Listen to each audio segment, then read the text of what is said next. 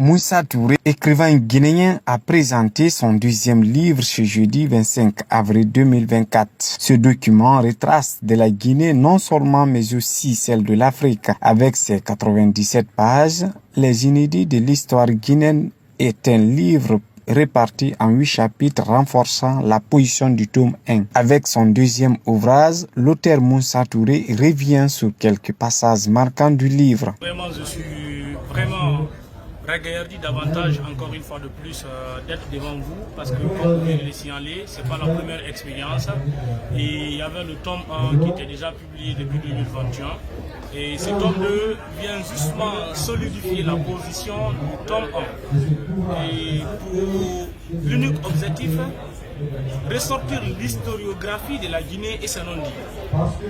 Et l'histoire méconnue, qu'on doit même normalement enseigner de l'école primaire au lycée, que nous mettons pied dessus, c'est cette histoire que je veux vraiment renaître et faire connaître à la nouvelle génération qui fuit bien sûr le bouquin.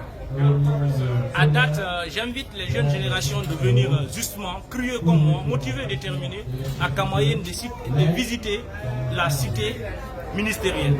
Ils vont voir les noms attribués aux villas et certainement oui, s'ils se posent la question, à savoir pourquoi ces noms, le nom de Mbalia Camara porte sur une villa, le nom de Lofo Camara, le nom de Koumandian Keta, le nom de Ali Moudrame, ainsi de suite, et tant d'autres, de Bari Toua, de Djawadou, ainsi de suite. Ils verront que ces Koussef a ménagé l'effort pour l'indépendance de la Guinée, mais il n'était pas le seul dirigeant. Et les inédits de l'histoire guinéenne ne viennent pas pour soutenir que ce soit. L'objectif unique, c'est de faire connaître l'historiographie de la Guinée et ses non-dits. Que nous assumons, que nous soyons fiers de notre histoire sans falsification. L'histoire de la Guinée mérite bien d'être enseignée dans le pré-universitaire. C'est pourquoi ce jeune écrivain invite les ministères en charge de l'éducation de s'intéresser à l'histoire et aux jeunes écrivains.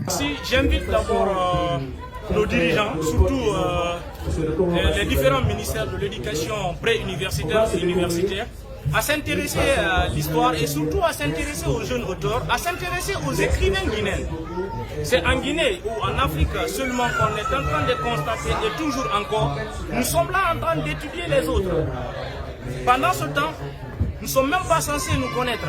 Vous pouvez interroger 10 élèves au collège et au lycée pour vous dire en clair, en 20 mots, qui est dans Mbalia Camara, qui est Koumandian Keta. Mais la personne serait incapable de vous dire parce que le livre, nos écrits, notre propre histoire n'est pas relatée ou n'est pas implémentée dans le programme guinéen d'enseignement. Peu de livres sont dans le programme. Il est question que le département se bouge vers les ouvrages. Et j'invite également à la jeune génération, à ma génération et à la jeunesse, à la lecture. Si vous voyez aujourd'hui que j'ai été capable d'aligner ces quelques lignes, c'est parce que j'ai accepté de lire beaucoup d'ouvrages. Cette contribution de ce jeune écrivain vient enrichir les œuvres littéraires en Guinée.